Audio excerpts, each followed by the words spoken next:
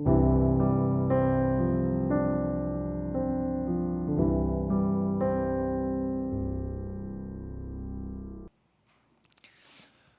본문은 우리가 이해하기 좀처럼 쉽지 않은 두 가지 주제가 등장하고 있습니다. 첫 번째는 하나님의 시험하심이라고 하는 주제이고, 두 번째는 이제 이해할 수 없는 하나님, 도무지 이해하기가 쉽지 않은 하나님에 대한 주제입니다. 오늘 1절과 2절에 보니까 하나님이 아브라함을 부르시는데, 그 부르신 이유가 무엇인가 하니까 아브라함을 시험하시려고 부르셨다는 것입니다. 그런데 그 시험은 또 무엇이었는가? 너의 독자 이삭을 제물로 바쳐라. 그것도 번제로 바치는 것입니다. 이런 요구하시는 하나님, 여러분들 이해하실 수 있으시겠습니까? 번제로 바친다라고 하는 것은 제물의 뼈에서 살을 발라내어야 하는 것이거든요. 그리고 또 장기들을 다 꺼내야 합니다. 그래서 살만 번제로 하나님 앞에 태워드리는 것을 의미합니다. 그런데 지금 이것은 동물을 어떤 그렇게 희생 제물을 하나님께 번제로 드리는 것이 아니라 사람입니다. 사람. 근데 또 사람 중에서도 오늘 하나님이 말씀하시는 것처럼 너의 아들, 너의 사랑하는 독자, 그 이삭을 아브라함과 사라 사이에서 낳은 100세 얻은 귀하디 귀한 독자 이삭을 그렇게 해서 나에게 바쳐라 라고 말씀하시는 것입니다. 여러분, 만약 여러분들에게 그렇게 말씀하신다면 아무리 말 안 듣고 속 썩이는 자식이라고 할지라도 번제로 하나님 앞에 그렇게 드릴 수 있으시겠습니까? 아니, 하나님이 나한테 왜 이러시는 것일까? 하나님, 저한테 도대체 왜 이러시는 것입니까? 왜 저에게 이런 일들을 허락하시는 것입니까? 1절에 보니까 하나님이 아브라함을 시험하시려고, 하나님께서는 종종 인생들을 시험하십니다. 사랑하는 성도 여러분, 우리 인생에 하나님의 시험이 있음을 반드시 기억하시기 바랍니다. 시험이 없지 않습니다. 성경 이것저것에서 하나님의 시험에 대하여서 이야기하고 있습니다. 그런데 여기서 한 가지 짚고 넘어가야 할 것은 야고보서 1장에서 말하고 있는 이 시험과는 다른 것입니다. 야고보서 1장에서 말하는 하나님은 아무도 시험하지 않으신다라고 하는 이 말씀은 유혹하지 않는다라는 것입니다. 그 유혹은 죄를 짓도록 유혹하는 시험이라는 것이죠. 각 사람이 그렇게 유혹되어서 시험받는 것은 자기 욕심에 이끌려 미혹되는 것입니다. 자기 욕심에 끌려서 미혹되는 것을 사람들이 말하기를, 하나님이 날 시험하시네, 왜 주님 나를 이렇게 시험하십니까? 라고 말하지 말라는 것입니다. 자기 욕심 때문에 하나님 죄에 미혹되고 있는 것인데 하나님 핑계를 대고 있는 것이죠. 그렇다면 오늘 본문에서 말씀하시고 계시는 하나님께서 아브라함을 시험하시는 이 시험은 무엇인가? 오늘 아브라함의 같은 경우는 오늘 12절, 창세기 22장 12절 말씀에 보면 사자가 이르시되 그 아이에게 내 손을 대지 말라, 그에게 아무 일도 하지 말라, 너가 내 아들 내 독자까지도 내게 아끼지 아니하였으니 내가 이제야 내가 하나님을 경외하는 줄을 아노라.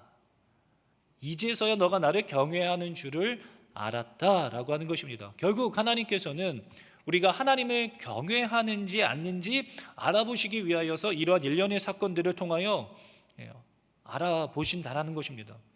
그런데 이제 의아스러운 것은 과연 하나님께서 정말 모르셔서 그러실까? 전지전능하신 하나님께서 우리의 마음을 정말 모르실까요? 모르셔서 그러시는 것일까요? 우리의 중심을 꿰뚫어 보지 못하시기 때문에 이러한 시험을 통하여서 꼭 알 수 있기 때문에 이런 시험을 허락하시는 것일까요? 그렇지 않습니다. 모든 것을 이미 알고 계시고 시공간을 초월하여서 만물을 알고 우리의 결국을 알고 계시는 분이 바로 우리 하나님 아버지시죠. 그렇다면 우리 좋으신 하나님 아버지의 본심은 무엇일까? 출애굽기 20장 20절에 보면 이렇게 말씀하십니다. 모세가 백성에게 이르되 두려워하지 말라, 하나님이 임하심은 너희를 시험하고 너희로 경외하여 범죄하지 않게 하려 하심이니라. 결국 하나님은 우리를 시험하시는데 그 시험을 통하여서 하나님을 경외하게 만들고 또 범죄하지 않게 하시려고 하신다는 것입니다. 다시 말하면 이 하나님의 시험을 통하여서 우리는 우리의 모습을 직면하게 될 수 있을 뿐만 아니라 하나님을 알 수 있게 되고 나의 죄악을 직면할 수 있게 된다는 것입니다. 여러분, 지금 내가 어떤 상태인지, 어떤 믿음 생활을 하고 있는지 깨닫고 돌아오도록 하나님을 바로 바라볼 수 있도록 만드는 것이 바로 하나님의 시험이십니다. 그것을 통해서 결국 범죄하지 않게 하시는 것이죠. 죄를 짓지 않도록 우리로 하여금 나의 그릇된 삶을 깨닫게 하시는 것입니다. 신명기 13장 3절에 보면 이렇게 말씀하십니다. 너는 그 선지자나 꿈꾸는 자의 말을 청종하지 말라. 이는 너희의 하나님 여호와께서 너희가 마음을 다하고 뜻을 다하여 너희 하나님 여호와를 사랑하는 여부를 알려하사 너희를 시험하심이니라. 여러분, 하나님의 마음이 느껴지십니까? 사랑하는지 그 여부를 알려고 하신다. 사랑하는 성도 여러분, 하나님을 정말 여러분 사랑하십니까? 하나님을 경외하십니까? 이 경외라고 하는 단어 안에는 두려움이라고 하는 단어도 내포되어져 있죠. 그 의미가 있습니다. 하나님을 정말로 너무나도 사랑하고 너무나도 경외하기 때문에 그 안에서의 어떤 우러나오는 어떤 두려움, 그런 경외함이 있는 것입니다. 우리는 정말로 하나님을 경외하십니까? 라고 하는 이 물음 앞에 아멘이라고 고백할 수 있을 것입니다. 그런데 그게 진짜 아멘인지 아닌지는 삶으로 증명되어야만 하는 것입니다. 우리의 입술의 고백들은 반드시 열매로 증명되어져야만 하는 것입니다. 나는 신앙생활을 문제없이 잘하고 있는 것 같습니다. 교회에 나가서 열심히 예배도 드리고 교회에서 봉사도 한두 가지 하고 있습니다. 그런데도 이런 열심히 있는 자들, 성경에서는 예수님께서 나는 너희를 도무지 모른다 말씀하시지 않으셨습니까? 그러니까 그 자들이 깜짝 놀라요. 아니 하나님, 제가 예수님의 이름으로 귀신도 내쫓고 이적도 베풀었는데 어떻게 그렇게 말씀하실 수 있습니까? 했는데 예수님 모르신다고 말씀하셨죠. 그러니까 그들이 슬피 울며 이를 갈았다라고 기록되어져 있습니다. 왜 이를 갑니까? 억울해서 이를 가는 것이죠. 억울한 사람들이 이를 갑니다. 나는 분명히 교회 열심히 다니고 봉사하고 열심히 신앙생활 했는데, 직책도 맡아서 교회에서 열심히 수고했는데 마지막 날 깜짝 놀라게 되는 것이죠. 정말 중요한 그때에 그들의 믿음 없음이 들통나게 된다는 것입니다. 그런데 중요한 것은 자신들도 믿음이 없는 상태인지를 몰랐다는 것이죠. 자신들도. 그러니 이러한 자들을 흔들어 깨워줄 수 있는 것이 바로 하나님의 시험하심입니다.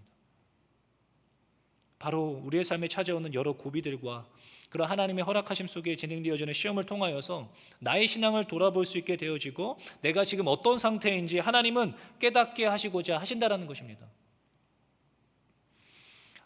여러분, 우리 청년들과 우리 학생들 보면 중간고사, 기말고사 시험을 봅니다.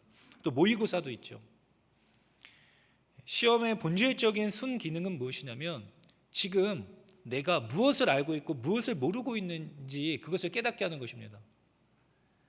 모르고 있는 것들을 시험을 통하여서 보완하여서 준비할 수 있도록 하는 것이 목적인 것이죠. 뭐 등수를 나누고 성적을 매겨서 누가 더 똑똑하고 누가 더 못났는지를 나누는 것이 목적이 아닙니다. 물론 그런 것도 하지요. 그러나 정말 중요한 그 시험은 시험적인 순기능은 무엇이냐면 내가 지금 무엇을 알고 무엇을 모르고 있는지를 볼 수 있게 한다라는 것입니다. 그리고 진짜 중요한 시험, 뭐 수능 시험도 같은 그런 시험이죠. 그런 결판의 날이 오기 전에 준비하도록 만드는 것입니다. 그럼 이 시험의 순기능은 결론적으로 우리에게 유익한 것입니다. 하나님은 우리를 위하여서 그런 시간들을 허락하시는 것이죠. 신명기 8장 16절 말씀에 이렇게 기록되어 있습니다. 너의 조상들도 알지 못하던 만나를 광야에서 내게 먹이셨나니 이는 다 너를 낮추시며 너를 시험하사 마침내 내게 복을 주려 하심이었느니라. 너를 시험하였던 이유는 마침내 너에게 복을 주려고 그랬던 거야 라는 것입니다. 사랑하는 성도 여러분, 우리에게 시험이 찾아옵니다. 어떨 때는 불시험과도 같은 고난이 찾아오죠. 그러나 그때가 여러분 기회인 줄로 믿으시기 바랍니다. 내가 얼마나 하나님을 사랑하고 있는지, 내가 얼마나 하나님을 신뢰하고 있는지 삶으로 증명해낼 수 있는 절호의 찬스입니다. 나를 돌아보는 것이죠. 그리고 내 안을 들여다보는 것입니다. 내 안에 지금 무엇이 문제이고 내가 지금 어떻게 신앙생활하고 있는지를 볼 수 있게 되는 것이죠. 우리 어린 학생들을 보면 막 관계 때문에 많이 고생들 합니다. 막 서로 싸우고 지지고 볶고 막 그러죠. 특히 이제 청년회 때 청년들끼리 많이 서로를 시기하기도 하고 다투기도 하고 합니다. 그런데 그게 기회입니다. 그게 기회죠. 그 공동체 안에서의 삶을 통하여서 나의 모난 부분과 나의 연약한 부분을 직면할 수 있게 되는 것입니다. 나의 모남과 나의 죄악을 그때 바로 잡는 것이죠. 하나님은 그래서 그 공동체, 연약한 공동체 안에서 생활할 수 있게 하는 것입니다. 어떤 한 청년이 지난 교회에서 저에게 찾아왔던 적이 있습니다. 어떤 한 청년 때문에 너무 마음이 시험에 든다는 거예요. 근데 그 시험에 들게 하는 청년이 어떤 그 직책을 맡아서 교회에서 사역하고 있었습니다. 그러니까 그게 너무 시험에 드니까 그 친구를 이제 잘라야 됩니다. 이제 그게 결론이었어요. 그 친구를 이제 그 사역을 내려놓게 해야 합니다. 그래서 야 어떻게 그럴 수 있냐? 그 친구가 잘하고 못하고 그런 거가 중요한 게 아니다. 그렇게 이야기했죠. 그런데 그럼 그 친구가 얼마나 상처받고 교회에서 얼마나 힘들겠냐, 그런 이유로 그 친구를 내려놓게 한다라 그러면 어떻게 그 친구 얼마나 힘들게 신앙생활 하겠느냐, 이제 그런 이야기를 했습니다. 그러니까 그 친구가 저에게 무엇이라고 그랬냐면, 목사님은 그 친구 상처받는 것만 생각하고 나 같은 사람, 우리 같은 사람들 상처받는 것을 생각 안 하시느냐는 것이죠. 깜짝 놀랐습니다. 그래서 그 친구 때문에 우리 같은 사람들은 피해받고 늘 시험에 듭니다, 이런 얘기를 했어요. 근데 놀라운 건 무엇인지 아십니까? 그렇게 말하고 있는 친구 때문에 교회를 옮기고 싶다고 찾아왔던 2명의 친구가 바로 얼마 전에 있었습니다. 바로 그 모습이 자신의 모습이고 나도 똑같이 다른 누군가에게 그렇게 보여지고 있다는 것을 모르고 있는 것이죠. 그런 누군가의 관계적 어려움이나 어떤 그런 시험의 시간들을 통하여서 결국 나를 보아야 합니다. 다른 누군가를 바라보면서 정죄하고 판단할 것이 아니라 내 안을 들여다봄으로써 내가 이런 시간 속에서 내가 왜 괴롭고 내가 힘들지, 내가 왜 이것에 이렇게 악하게 반응할 수밖에 없는가, 나의 안을 들여다볼 수 있어야 하는 것입니다.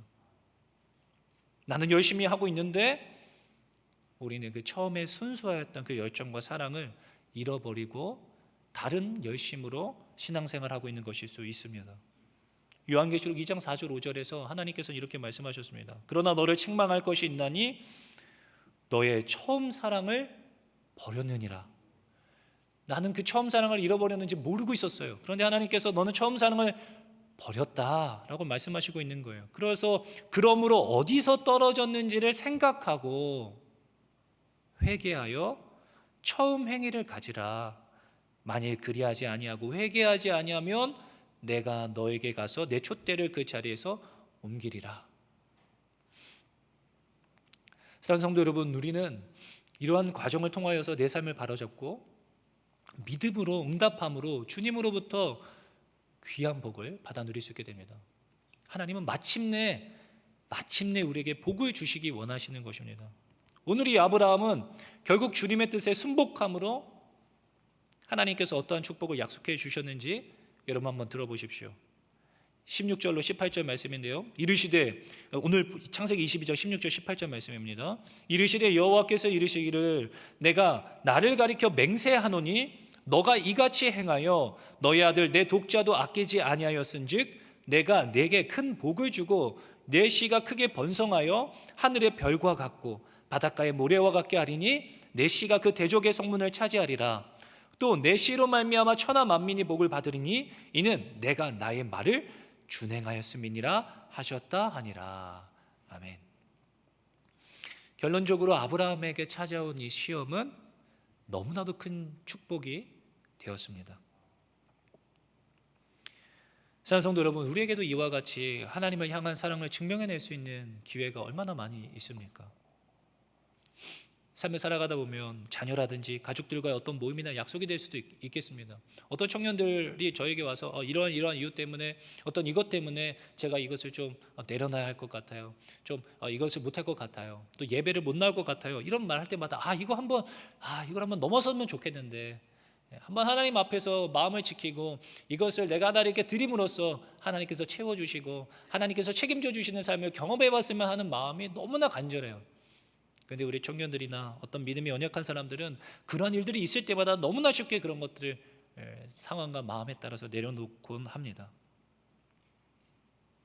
믿지 않는 내 주변의 사람들이 믿는 사람들에게 이 예배라고 하는 것이 얼마나 중요한지 내 삶을 통하여서 보여줄 수 있어야 합니다.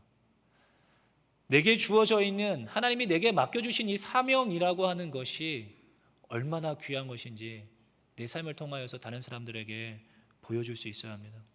다른 사람들이 볼 때 저 사람에게 있어서 저 예배는, 저 사람이 저 교회에서 봉사하고 있는 저 일은 정말로 귀한 거구나. 그리고 궁극적으로는 하나님께 내가 하나님을 얼마나 사랑하는지를 증명해내는 것입니다. 어떤 친구가 저에게 그렇게 이야기했던 청년이 있었습니다. 다른 건 다 용납이 되는데 어머니만큼은 정말 누구도 건드려서는 안 됩니다. 이렇게 얘기했던 친구가 있었어요. 어머니만큼은. 이 어머니를 건들면 진짜 하나님이라도 자기가 어떨지 모르겠다는 거예요. 여러분들에게는 무엇이 있으십니까? 혹시 여러분들의 자녀나 물질이나 아니면 여러분들의 명예, 하나님보다 더 사랑하는 것이 무엇이 있으십니까? 근데 하나님께서 우리의 마음을 두드려 보지 않으신다면 우리는 그 시간을 맞닥뜨리기 전까지는 내 안에 내가 하나님보다 더 사랑하고 있는 것이, 또 내가 하나님보다 더 의지하고 있는 것이 무엇인지를 깨닫기가 쉽지 않습니다. 그러므로 만약 하나님보다 더 사랑하고 더 의지하고 있는 것이 우상이 있다라면, 어떠한 시간을 통하여서 내가 그것을 깨달아 알게 되어진다라면 우리는 그것을 바로 그 시간 내려놓을 수 있어야 합니다. 하나님은 반드시 우리로 하여금 그 우상을 깨닫게 하시기 위하여서, 그 문제를 바로잡기 위하여서 분명 그와 관련되어진 문제로 우리를 시험에 들게 하실 수 있습니다. 왜냐하면 우리를 사랑하시니까. 왜냐하면 우리에게 마침내 복 주시기 위하여서, 우리의 연약함을 깨닫게 하시고 복 주시기 위하여서 그런 시험을 허락하신다는 것입니다. 그렇다면 결국에 이 시험은 시험으로 끝나는 것이 아니죠. 결국에 은혜가 되고 축복이 되는 것입니다. 그럼 이제 우리는 걱정이 아니 될 수가 없는 것입니다. 주님이 어떤 문제로, 하나님은 나의 약점을 너무나 잘 아시는 분이실 텐데 주님이 나를 그 약한 부위를 치시면 어떻게 하지? 그거 내려놓으라고 하면 어떻게 하지? 염려가 되실 수 있으실 것 같아요. 그러나 고린도전서 10장 13절 말씀에 우리가 잘 아는 말씀과 같이 사람이 감당할 시험 밖에는 너희가 당한 것이 없나니 오직 하나님은 미쁘사 너희가 감당하지 못할 시험 당함을 허락하지 아니하시고 시험 당할 즈음에 또한 피할 길을 내사 너희로 능히 감당하게 하시느니라 라고 말씀하시고 계십니다. 사랑하는 성도 여러분, 하나님의 시험하심을 두려워하지 마십시오. 우리 하나님이 우리를 얼마나 사랑하십니까? 그러므로 이 밤에 어떤 어려움이나 이런 고난 가운데 계신 분들 계십니까? 그 시간 통해서 결국 하나님은 우리에게 복 주실 것입니다. 여러분들 스스로 안에 무엇이 있는지 들여다볼 수 있어야만 할 것입니다. 하나님께서 과연 이 시간 통해서 내게 무엇을 말씀하시려고 하시는 것일까? 하나님이 나에게 깨닫게 해주시려는 것은 무엇일까? 그 상황 속에서 그 문제를 가지고 하나님 앞에 나가는 것입니다. 제가 문제야. 그때 그것만 아니었으면 내 인생 이렇게 되지 않았어. 저 사람은 도대체 왜 저렇게 살까? 저 사람만 아니었으면, 저 사람만 없으면, 그 일만 아니었으면 하지 마시고 그 문제를 통하여서 나를 들여다보는 것입니다. 주님께 간구하십시오. 주님, 제게 이 상황을 통하여서 분명히 내가 알 수 있는 방법으로 깨닫게 하여 주시옵소서. 결국 하나님은 그 시간을 통하여서 우리의 삶을 바로 잡으실 것이고 우리의 삶을 복되게 하실 줄로 믿습니다. 두 번째로 도무지 이해할 수 없는 하나님입니다. 번제로 사람을 태워드린다. 그것도 내 아들을. 누구보다도 이 상황을 받아들이기 힘들었던 사람은 똑같은 아버지일지라도 이 아브라함에게는 더 괴로웠을 것입니다. 100세에 얻은 하나님께서 주신 선물과도 같은 귀하디 귀한 약속의 아들 이삭이었습니다. 그 아들을 바치라고 하니까 미치겠는 것 아니겠습니까? 그런데 아브라함이 3절에 보니까 바로 다음날 아침 일찍이 일어나 하나님께서 자기에게 일러주신 곳으로 이삭을 데리고 출발합니다. 어떻게 이럴 수 있었을까요? 아니 적어도 하나님께서 나에게 왜 이렇게 말씀하셨을까? 혹시 내가 잘못 들은 건 아닐까? 하나님이 왜 이러셨을까? 하나님 나한테 이렇게 요구하실 분이 아닌데 이렇게 좀 혼란스러워하고 하나님께 되물어보고 하나님 다시 한번 이게 정말 맞다면 다시 한번 말씀해 주십시오. 뭐 이렇게 좀 이야기해야 될 것 같은데 아브라함은 한치의 주저함 없이 순종해 버립니다. 정신이 이상한 사람이라 그랬을까요? 이삭을 사랑하지 않았기 때문에 그랬을까요? 성경은 아브라함이 하나님을 믿었다라고 기록하고 있습니다. 히브리서 11장 17절로 19절 말씀입니다. 아브라함은 시험을 받을 때에 믿음으로 이삭을 드렸으니 그는 약속을 받은 자로되 그 외아들을 드렸느니라. 그에게 이미 말씀하시기를 내 자손이라 칭할 자는 이삭으로 말미암으리라 하셨으니 그가 하나님이 능히 이삭을 죽은 자 가운데서 다시 살리실 줄로 생각한지라 비유컨대 그를 죽은 자 가운데서 도로 받은 것이니라. 아멘. 여러분, 아브라함은 하나님의 약속의 말씀에 믿었던 것입니다. 약속을 받았기 때문에. 그러니 도무지 상황과 환경은 이해가 안 되지만 하나님을 믿기 때문에 분명 이유가 있으실 거야. 분명해. 하나님이 요구하신다라면 분명 이유가 있으실 거야. 그리고 약속하셨으니까. 이삭은 어찌 되었든 내 대를 이을 자식이야. 괜찮아. 하나님이 약속하셨잖아. 걱정하지 마. 분명히 잘 될 거야. 하나님 뜻이 있으실 거야. 이것이 하나님의 말씀을 믿는 믿음인 줄로 믿으시기 바랍니다. 사랑하는 성도 여러분, 하나님을 믿는다면 내 이해되지 않는 모든 상황들이 다 괜찮아집니다. 이것이 오늘날 아브라함의 믿음의 후손이 되어서 아브라함과 같은 이 믿음의 길을 걷는 자들에게서 나타나는 대표적인 특징입니다. 하나님을 믿기 때문에 다 괜찮은 것이죠. 하나님을 향한 강한 확신과 믿음 때문에 여유가 있습니다. 상황과 환경이 어떻게 그들의 삶을 흔들어 놓지를 못합니다. 요셉이라든지 모세, 여호수아, 다니엘, 예레미야, 하박국 선지자 모두 이해할 수 없는 상황 가운데 놓이지만 하나님의 주신 그 말씀이 있는 거예요, 이들에게. 그렇다 보니까 낙심이 되거나 좌절하지 않고 당당하게 살아내는 것입니다. 약속의 말씀을 붙잡고 나라가 멸망하고 있지만, 악인들이 득세하고 있지만 그 절망 가운데에서도 소망의 끈을 놓지 않을 수 있는 것입니다. 왜냐하면 그들에게 하나님의 약속이 있기 때문에, 하나님의 말씀이 있기 때문에. 사랑하는 성도 여러분, 여기서 차이가 나는 것입니다. 왜 우리들은 아브라함과 함께 모리아 산을 향하여서 당장에 출발하지 못하고 두려워하고 염려하고 하나님을 의심하고 원망하고 있게 되는 것일까요? 혹시 내 안에 하나님의 말씀이 없기 때문 아니겠습니까? 내 오늘을 살게 하는, 내가 붙잡고 살아가고 있는 말씀이 없는 거예요.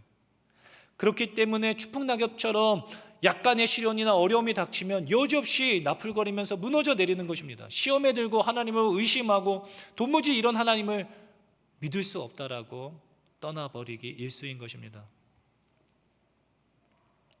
이해할 수 없지만, 내 머리로는 이 상황들을 이해할 수 없지만 나를 향하신 하나님의 사랑, 약속을 믿기 때문에 우리는 오늘도 모리아산을 향하여서 믿음의 발걸음을 내디딜 수 있는 것입니다. 우리는 하나님의 말씀이 이해가 되기 때문에 신앙생활을 하고 있는 자들이 아닙니다. 우리는 하나님의 말씀을 믿기 때문에 이 믿음의 길을 걷는 것이죠. 성경을 읽다 보면 도무지 이해할 수 없는 것들이 천지입니다. 천지입니다. 저는 어릴 때, 지금도 어리지만 저 학생 때, 청년 때 그런 생각을 정말 많이 했어요. 왜 꼭 스데반 집사님이 그렇게 돌에 맞아서 죽으셔야만 했을까? 그렇게 착하고 선하신 분인데 돌에 맞아 죽는다. 생각만 해도 너무 무섭지 않습니까? 사람들이 달려들어서 나에게 돌을 던지는 거예요. 또는 내 아내에게, 내 자녀에게 돌을 던지는데 죽음에 이를 때까지 돌을 던진다. 너무 고통스럽고 무서웠을 것 같다는 생각이 듭니다. 하나님 그것만큼은 좀 막아주셨으면 안 됐을까? 그래도 스데반 집사님이신데. 여러분, 세례 요한은 어떻습니까? 세례 요한, 평생을 광야에서 메뚜기와 석청을 먹고 지내면서 예수님의 오시기를 준비하였던 마지막 선지자라 불리우는, 여자가 낳은 자 중에 이보다도 큰 자가 없다라고 말씀하였던 그 세례 요한, 어떤 소녀가 춤 한번 잘 췄다고 그 소녀가 세례 요한의 머리를 주십시오 라고 해서 그 쟁반에 세례 요한이 얼굴이 들려서 그 소녀의 손에 들려지지 않습니까? 어떻게 세례 요한인데 하나님 그런 비참한 그런 죽음은 좀 피할 수 있게 해주시면 좋았을 텐데 이해할 수 없죠. 그러나 그 중에서도 우리가 가장 이해할 수 없는 가장 큰 사건은 예수님의 십자가 사건 아니겠습니까? 왜 굳이 그렇게 비참하게 죽으셔야만 했을까? 사람들이 어떤 조롱, 조소, 그런 거 얼굴에 침뱉음을 당하고 뺨을 맞으시고 꼭 그렇게까지 하셨어야 할까? 우리는 하나님께서 우리 삶 가운데 이루어가시는 어떤 이런 일련의 사건들을 다 이해할 수가 없습니다. 그러나 선하신 하나님을 믿는 것입니다. 신뢰하는 것입니다. 그러면 이해될 수 없지만 모든 것이 그래도 괜찮아지는 것입니다. 나보다 나를 더 사랑하시는 하나님, 아브라함은 당시에 독자 이삭을 대신할 제물을 하나님께서 이미 준비해 두셨다는 것을 모르고 있었습니다. 예수님의 십자가 죽음이 날 대신한 죽음이었음을, 죽음 이후에 영광스러운 부활이 있음을 여러분 당시에는 우리는 도무지 이해할 수 없었습니다. 그러나 시간이 지나고 나니까 역시나 하나님은 실수가 없으셨습니다. 그러니 그런 실수 없으신 하나님을 우리는 믿고 있기 때문에 모든 것이 괜찮아지는 것입니다. 지금 다 이해가 되지 않더라도 결국 주님은 주님의 뜻을 이루어 가실 것이 확실하기 때문에 우리는 우리의 삶에 이해되지 않는 모든 것을 넉넉히 이겨낼 수 있게 되는 것입니다. 이때 이러한 믿음이 있을 때 우리도 아브라함을 따라서 모리아 산으로 출발할 수 있게 될 것입니다. 우리 눈가에 흘러내리는 눈물을 닦아내리고 내 곁에 있는 내게 상처 준 그런 사람들을 용서할 수 있게 되죠. 원수도 사랑할 수 있게 됩니다. 그리고 내가 가진 것들을 기쁨으로 나눠줄 수 있게 됩니다. 왜냐하면 하나님을 믿기 때문에 괜찮습니다. 어떤 일이 닥치더라도 조금 주춤할 수 있겠지만 우리를 절망으로 끌고 가지는 못합니다. 정말 괜찮습니다. 왜냐하면 하나님이 저와 여러분들을 사랑하신다는 그 진리의 말씀을 믿기 때문에 이러한 신뢰와 확신으로 내가 하나님을 얼마나 사랑하는지 삶으로 고백할 수 있는 장소, 모리아산을 향해 함께 출발하실 수 있는 저와 여러분 모두가 되실 수 있기를 주님의 이름으로 축원합니다.